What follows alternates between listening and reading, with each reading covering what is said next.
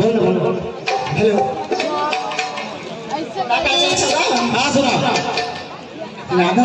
बिल्कुल सुना अजी तो रोज किसी का इंतजार होता है, अजी तो रोज किसी का इंतजार होता है, ये दिल बेकरार होता है। काश कोई समझ पाता मास्टर अच्छा कि चुप रहने वालों को भी किसी से प्यार होता है। अरे क्या मैं तोड़ दे हूँ तारा लगड़ो दे हो रे रानी, अच्छा क्या मैं तोड़ दे हूँ तारा लगड़ो दे हूँ देवाला करके एक साथ और भगवान का सब शादी वाली घर छोड़ दे।